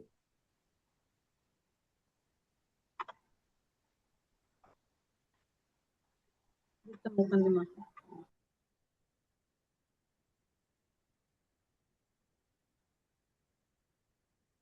Ya kan? Ada lagi nggak temuan yang lain? Ada lagi Bapak Ibu di sini. Nih, penambahan baru tidak dilaporkan, ya kan?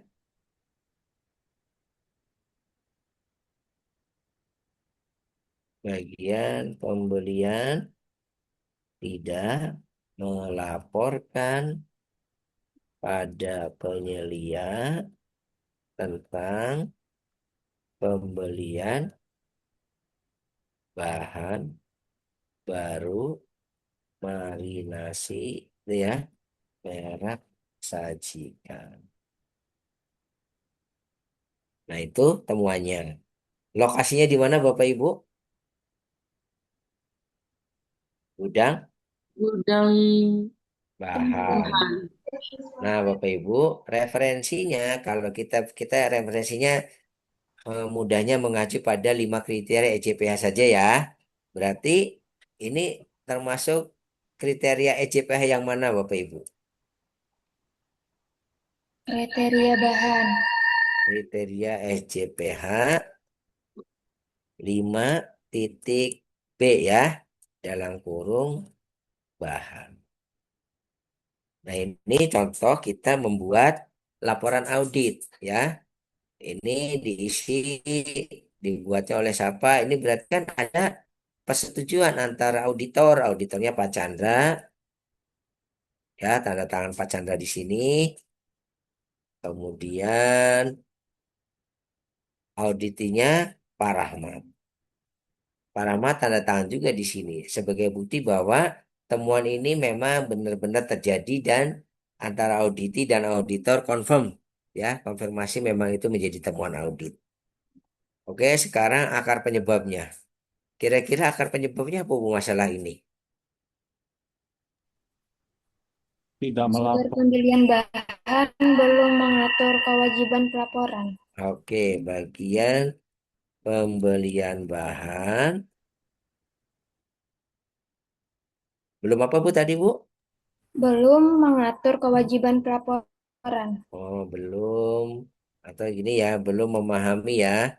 Memahami kewajiban pelaporan. Saya menggunakan bahasa Ibu nih.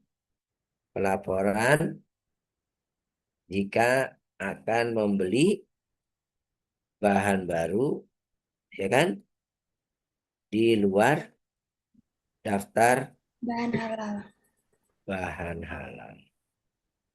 Ya kan? Intinya kan bahwa karena bagian pembelian tidak memahami bahwa kalau membeli bahan baru harus melapor, ya kan? Intinya itu. Kira-kira Bapak Ibu tindakan pencegahannya Bu apa? Tindakan perbaikan dan pencegahannya apa nih Bu yang bisa kita tulis di sini Bapak Ibu?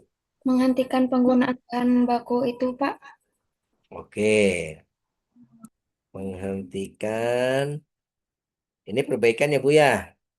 Penggunaan bahan baku merek apa tadi Bu yang nggak boleh dipakai Bu? Sajikan. Sajikan. Sajikan. Oke, kemudian apalagi nih pencegahannya, tindakannya lain yang bisa kita lakukan? Melakukan edukasi.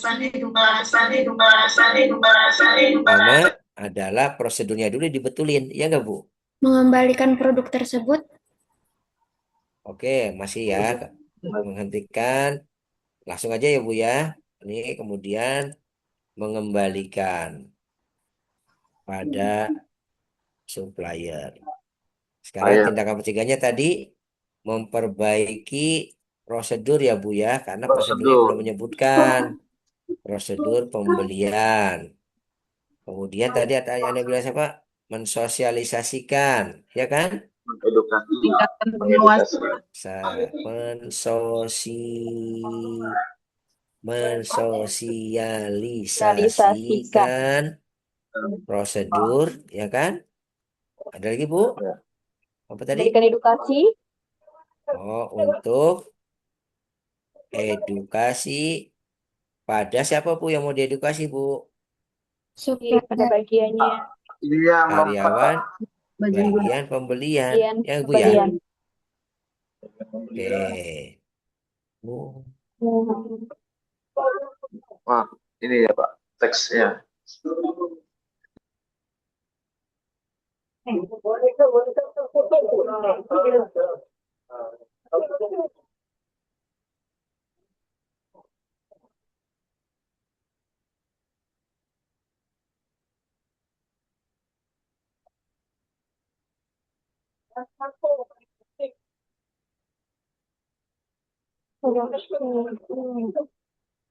Oke. Oke. Sudah cukup? Nah, kira-kira Bapak Ibu, ada lagi nggak saran tindakan perbaikan dan pencegahannya? Sudah cukup? Nah, kira-kira Bapak Ibu untuk mengerjakan ini, ya, penggunaan bahan merek sajikan, kemudian perbaiki, kemudian memperbaiki prosedur, kemudian mensosialisasikan, kira-kira bisa diselesaikan dalam waktu berapa lama, Pak? Ayo, berapa lama nih? Cara tanggal penyelesaian. 1 hari. 1 hari lah 1 hari? Pak 2 hari. selesai. 10. Maka cepetan, Bu. Kembalikan, bikin 1 minggu lah prosedur, Bu, 1 bikin minggu, 7 hari. sosialisasi. 10 hari. 1 minggu Pak, 7 hari Pak. 11 hari. Minggu 10 hari lah. nggak kelamaan. Kita ini 17 ya, Maret. 5 hari. 5 hari ya. 5 hari 3 hari selesai ya, Pak. Bu. Ya. 5 hari Berarti tanggal berapa kerja, nih kalau 5 Bapak. hari? Oke, semangat. 5 Katanya hari. 5 hari kerja beres. Jadi tanggal 15 berapa, Bu? Ya, Kira? Maret. beres-beres. Tanggal 15 Berarti 15 tanggal 15 ya. 15, Tanggal 15 17 Nah, Pak. 15 Maret. Maret. boleh. Misalnya 17 Maret 17 ya. 2026. Janji dibetulin tanggal selesai tanggal 17 Maret. Ya, Oke, ini betulnya Pak. diisi oleh auditi ya Bu ya. Ini Bu ada tanda nih ya, merah-merah ya. Jadi yang ngisi tindakan penyebab, akar penyebab itu auditinya Bu. Yang mengisi tindakan perbaikan dan pencegahan itu auditinya Bu. Kemudian yang mengisi rencana tindakan perbaikan itu adalah auditi. Karena auditi yang akan melakukan. Nah sekarang verifikasi. Nah verifikasi itu dilakukan oleh auditor atau auditin nih. Auditor. Kalau verifikasi Tanda tangan berarti auditor. Auditor. Nah Tanda kalau tangan, tadi tanda tangan. auditinya janji tanggal 17 Nah, Maret, berarti kira-kira yang dibuat oleh auditor akan datang tanggal berapa Pak dibuat untuk oleh 18. verifikasi? 18. 18. Tuh, 18. berarti jangan jangan sebelumnya ganti ya. Kalau dengan sebelumnya Yunida aja. kasihan wong baru janji Ini kan tanggal Ada kan? 17 kok, yang 17. didatanginya tanggal 18. Sama aja Bu nagih Nah, utang Bu. dibuat oleh Kalau dan janjinya bayar utang tanggal 10 ya jangan hanya tanggal ini aja 8 bisa dibuat marah ya Bu ya. dibuat Oke, apa ya? sekarang komentarnya Bu. Kira-kira apa yang harus saya tulis nih di komentar ini? Ini ya Bu ya. Berarti komentar itu mengomentari dari tindakan perbaikan dan pencegahan. Ya kan? Penggunaan bahan sajikan sudah dihentikan dan dikembalikan pada supplier. Nah, jangan lupa Bu, setiap apa yang dilakukan, auditor harus bertanya buktinya apa. Buktinya apa? Ada itu Kira-kira surat kalau pengembalian bahan apa buktinya? surat retur pembalian barang. Nota retur, betul sekali. Terima kasih tuh. Ya, nota retur terlampir. Sekarang lanjut, Bu. Memperbaiki prosedur pembelian. Bagaimana cara memverifikasinya? Artinya, Prosedur. ya kan, prosedur pembelian Terus,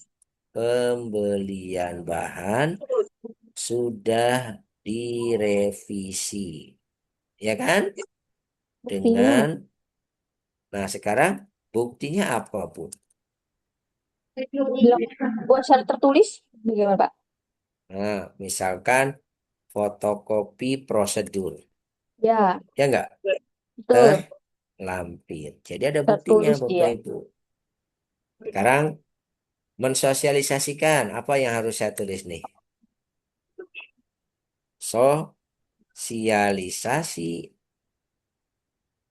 Sosialisasi, prosedur. Oh, aduh, aduh, aduh. Sosialisasi Pendirian. prosedur pembelian sudah dilakukan. Tanggal berapa, Bu?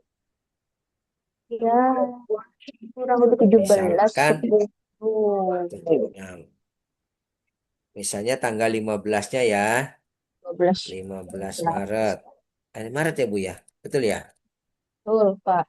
2026. Kira-kira sosialisasi apa, Bu, bukti yang harus ditunjukkan?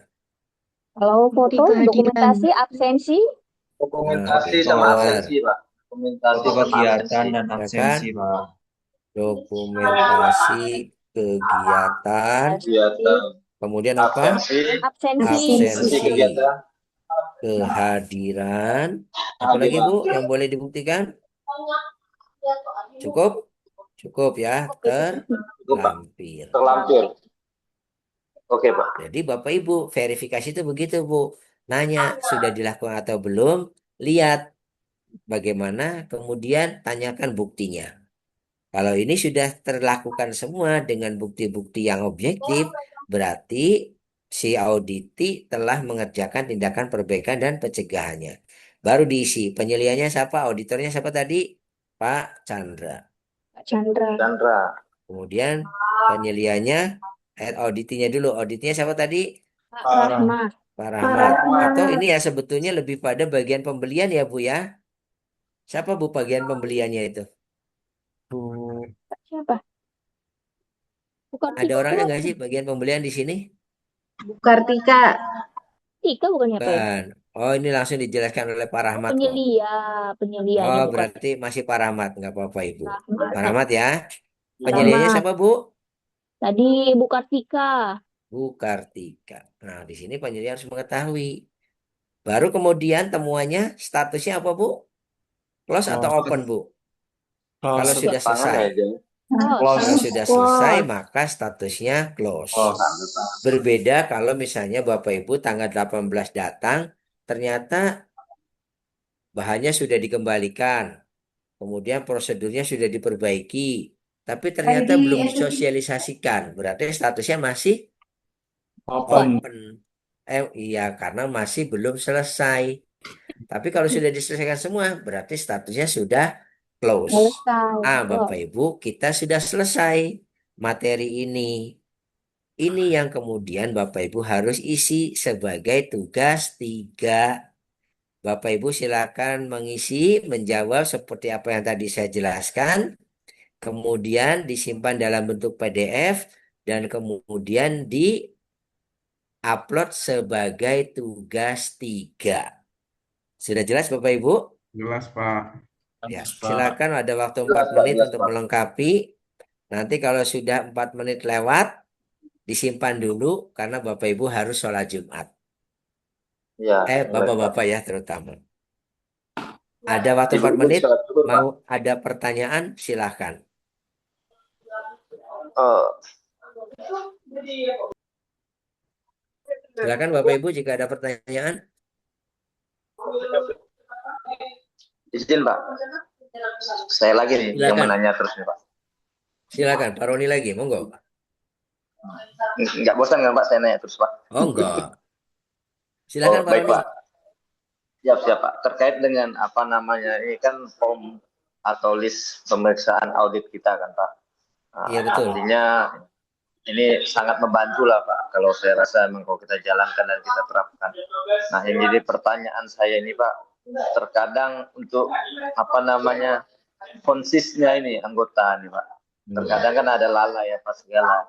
Nah untuk Iya betul. memaintain itu supaya tidak terjadi nih Pak, apa sih Pak strateginya atau case atau apa cara terbaik kita Pak untuk memaintain supaya yang namanya lalai ini saya bilang pasti ada Pak, walaupun minor saya bilang kan, tapi ya itu tadi trik and clue atau ide utama itu seperti apa Pak untuk mengantisipasi supaya hal-hal yang tidak ada label atau yang belum Baik. ada halal yang kita masuk, itu bagaimana kita manajemen yang lebih baik lagi Pak. Itu. Nah Ya. kemudian yang kedua Pak, ini kan kita perlu edukasi, perlu apa segala itu ya saya rasa perlu ide dan cara juga tuh Pak. Nah untuk membangkitkan ide, kita mengedukasi, kita memberikan refreshment lah atau training Ya. kecil itu biasanya kan kendalanya ada aja itu Pak, walaupun udah kita planning dengan matang. Nah untuk memaintain itu biar tidak terjadi itu seperti apa sih Pak? Itu. Nah, mungkin itu Pak, saya lah kalau Pak. oke, Ya, terima kasih dengan Pak suara saya Pak. pertanyaan. Kita Ya, pertanyaan yang bagus. Saya pikir ini menjadi masalah buat semua ya. Bapak Ibu pernah nggak kalau datang ke apa ke mall gitu Pak, kalau datang lebih pagi, sering nggak datang lebih pagi kemudian melihat sebelum orang-orang kerja tuh dikumpulin dulu tuh sama pengawasnya tuh. Kemudian, Nah, Pak, kenapa? nah, ya kan? Itu sebetulnya cara kita untuk menjaga orang itu konsisten, Pak. Kalau di pabrik, biasanya sebelum memulai produksi itu, orang itu biasanya dikumpulkan. Minimal buat berdoa, ya kan? Atau maksimalnya lagi bisa digunakan untuk menyampaikan apa-apa yang sudah dilakukan kemarin dan apa-apa yang akan kita lakukan hari ini. Bapak Ibu kalau sering lihat apa ini, misalkan kayak security itu Pak, security itu kan sebelum, nah kalau Bapak Ibu, oh, kalau saya suka naik kereta ya, sering sebelum mereka mulai kerja tuh ada security tuh dikumpulin tuh sama komandan regunya tuh. Buat apa? Buat refresh Pak sebenarnya itu. Dan makanya kalau di SPPK mungkin itu bisa diterapkan. Jadi misalnya bagian distribusi sebelum mulai kerja briefing dulu Pak. Sebelum bagian produksi sebelum mulai kerja briefing dulu Pak. Briefing harian walaupun 5-10 menit itu efektif buat orang tuh selalu sadar. Diperkenalkan Pak, yang kemarin saya melihat alat-alatnya nggak bersih, selanjutnya dijaga kebersihannya. Diturunkan, ya kemudian Bapak punya kebijakan halal. Perusahaan kita sudah halal. Hati-hati kalau milih bahan.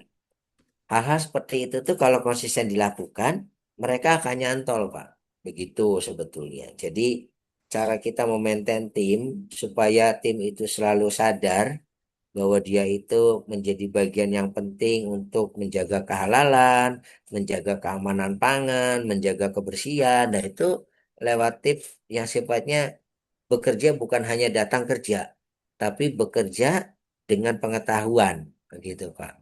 Review apa yang sudah dilakukan kemarin, apa yang sudah akan dilakukan di hari tersebut sebelum kita bekerja. Kalau saya di pabrik begitu Pak. Jadi memang itu cara kita untuk menjaga konsistensinya. Jadi sebenarnya sama aja sifatnya edukasi ya, edukasi Bapak Ibu boleh misalnya melakukan kalau di pabrik-pabrik biasanya dilakukan dengan ada yang sifatnya refresh training Pak. Refresh training lakukan 6 bulan sekali atau 4 bulan sekali supaya apa? Mereka update nih tentang halal yang baru tentang ini kan gitu kan. Sering ditemukan di lapangan ini. Kemudian kita sudah lakukan perbaikan-perbaikan tentang halal, tentang kebersihan. Sampaikan itu. Itu lakukan di refresh training yang mungkin bisa dilakukan 6 bulan sekali atau 4 bulan sekali. Itu cara mengedukasi pada semua karyawan. Kira-kira bisa nggak Pak di SPPG begitu Pak? Bisa Pak, bisa Pak. Bisa, Mulai asal pelan-pelan kita Pak. dibudayakan mereka datang lebih awal untuk kita briefing sebelum bekerja. Ya, Ya, Bang minimal ya? 15 menit sebelum kerja lah Pak ya. Iya, Kita iya, briefing 15 dulu, menit. kita sampaikan arahan kerja yang lebih Mm-mm. baik, cara kerja, Betul. teknis kerja, kemudian Sambil keselamatan kerja, menyampaikan ya yang pencegahan. kemarin apa, yang perlu diperbaiki kemarin apa, yang sudah bagus dipertahankan apa. Kalau perlu beri penghargaan pada karya yang kelihatan kemarin menonjol kan gitu kan nggak apa-apa Pak. Kalian kita Nah Bapak memberikan Ibu, support Pak. iya betul. Yang penting manajemennya juga support kan gitu ya Pak ya. Kepala SPPG-nya mensupport, sekali-kali kepala SPPG-nya datang melihat kan gitu kan. Jadi orang juga karyawan juga merasa, oh iya ya trainingnya apa didampingi kepala SPPG-nya hadir kan gitu. Itu dalam rangka membuat mereka itu sadar gitu. Nah Bapak Ibu kayaknya ngobrol intermezzonya sudah lebih. Sekarang sudah pukul 11.30. Waktunya kita sudah selesai Bapak Ibu. Silakan tadi yang sudah dibahas Bapak Ibu tuangkan ke dalam tulisan yang Bapak Ibu kerjakan. Kemudian jangan lupa nanti kalau sudah selesai diupload ke dalam tugas 3. Tapi jika belum selesai jangan keburu-buru diupload. Nanti akan saya berikan waktu tambahan Bapak Ibu. Ya, baik tugas satu, tugas dua maupun tugas tiga. Tapi kalau yang sudah selesai yakin, silahkan upload ke dalam tugas tiga. Jangan lupa uploadnya dalam bentuk PDF. Bapak Ibu sekalian, materi dari saya sudah cukup ya. Kita akan ketemu lagi Bapak Ibu pukul 13.00. Mudah-mudahan semuanya sudah sholat Jumat, sudah makan. Kita 13.00 masuk ke materi selanjutnya. Ya, materi terakhir. Kita tutup ya Bapak Ibu. Sekali lagi terima kasih buat perhatiannya ya dan kerjasamanya. Mudah-mudahan apa yang saya sampaikan berguna buat Bapak Ibu. Saya mohon maaf jika dalam penyampaian materi ini ada yang kurang.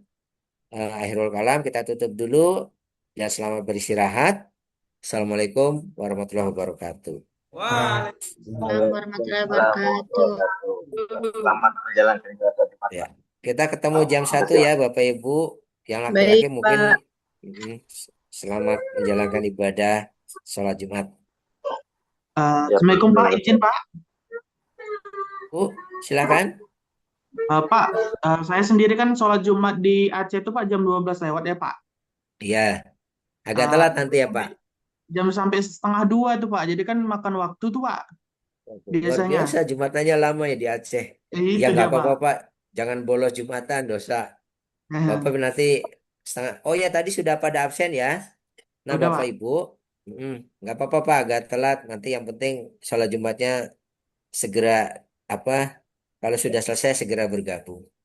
Mungkin sekarang bisa Siap, makan siap dulu baik. ya, Pak ya. Ya, Ya, terima silakan, Oke, kasih izin Pak. Pak. dulu Pak ya. Terima Assalamualaikum. kasih banyak, Sama-sama. Pak. Assalamualaikum Sama-sama. warahmatullahi wabarakatuh. Saya juga live dulu ya. Nanti jam 1 saya gabung kembali. Terima kasih.